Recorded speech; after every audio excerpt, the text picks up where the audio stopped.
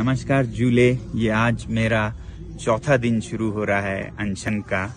और खुले आसमान में तापमान यहाँ पर -16 के करीब था। आप देख रहे हैं ये जो गिलास पानी से भरा था ये पूरा जम गया है। और इस गिलास में तो एक विज्ञान का अनुसंधान हो गया है। ये भरा हुआ था कल रात को, अब ये उठकर ऊपर हो गया है, यानी कि जमने पर पानी का परिमाण वॉल्यूम बढ़ जाता है। इससे दिखता है टेबल पर जो पानी गिरा वो सब जम के ऐसा हो गया है।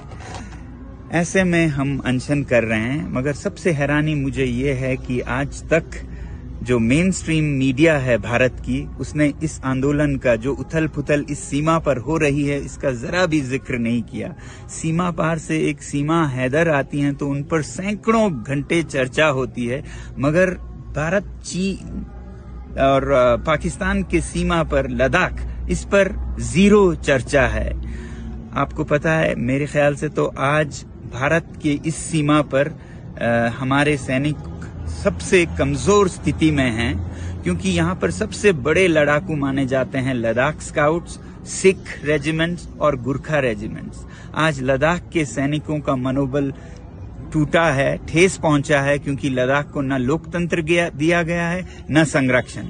और दूसरी तरफ सिख सैनिकों का मनोबल भी कमजोर है, क्योंकि जो पंजाब में आंदोलन हो रहे हैं उसका असर उन पे भी पड़ता है। और गुरखा सैनिक तो अग्निवीर के चलते 4 साल को वो नकार रहे हैं, और वो अब उससे भी बुरा क्या हो रहा है कि चीन की सेना में भर्ती होने जा रहे हैं। तो वही सैनिक जो हमारे शक्ति थी, जिनके बारे में ये कहा जाता है कि अगर कोई कहे कि मुझे मरने से डर नहीं लगता तो वो या तो झूठ बोल रहा है या वो गुरखा है। आज वही गुरखा चीन की तरफ से हमसे लड़ेंगे। तो ऐसा उथल पुथल हो रहा है, मगर हमारी मेन स्ट्रीम मीडिया जरा भी चर्चा नहीं कर रही है। मेरी आपसे विनती है कि आप एक मीडिया बने और इन वीडियोस को शेयर करें और कहें इन हमारे भारत के मीडिया चैनल से, जो कि चौथी स्तंभ है, पिलर हैं डेमोक्रेसी के, कि वो अपना फर्ज निभाएं। मुझे नहीं समझ आता है वो रात को कैसे सोते होंगे इस तरह के दोगलापंथी में।